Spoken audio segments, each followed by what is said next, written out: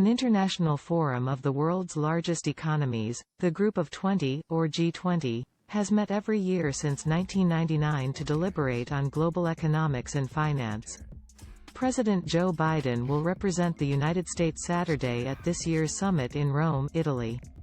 It will be the first in-person summit since the start of the COVID-19. Biden began his trip Friday with a meeting with Pope Francis, French President Emmanuel Macron and other world leaders. The Pope hosted an unprecedented 90-minute meeting with Biden, who is. Here's what you should know about the G20. What is the G20? 2 years after a major economic crisis that struck several East Asian countries in 1997, Group of 7, or G7, finance ministers formed the G20 to include other countries in discussions about global economics and finance. The first forum was held in Berlin, Germany in 1999.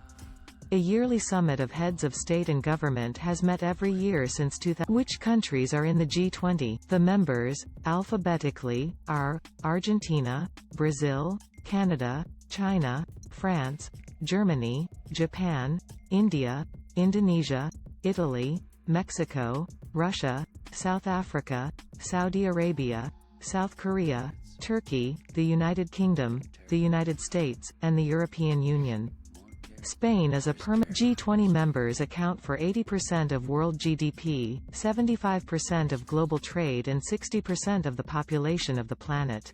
Biden looks to ease tensions with Europe, tackle climate change at global summits. Why is this year's summit important? This year's summit will address pressing global issues, such as Iran's nuclear weapons program, supply chain disruptions and energy prices.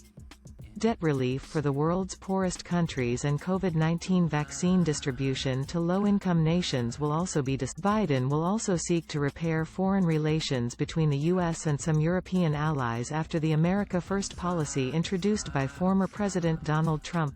French President Macron is among a number of leaders who expressed a desire to move away from a traditional partnership with the U.S. The French government also balked at the Biden administration's September decision to develop a fleet of nuclear submarines and other defense technologies with Australia and the UK, which led to Australia cancelling a submarine contract with France worth between $50 billion. The US troop withdrawal from Afghanistan also caused friction with European leaders who said they weren't properly consulted on a timeline for the pullout. And some G20 attendees also question the state of American democracy after the January 6 insurrection and continued inquiries into the legitimacy of the 2020 presidential election. Aside from reinforcing diplomatic relations between the U.S. and allies, Biden will be tasked with cementing an agreement that would bring sweeping changes to the international tax system alongside. Nearly 140 countries have agreed to a global minimum tax of at least 15% on corporate earnings to force large companies to pay their fair share in taxes and to help fund the president's climate change and social safety net proposals.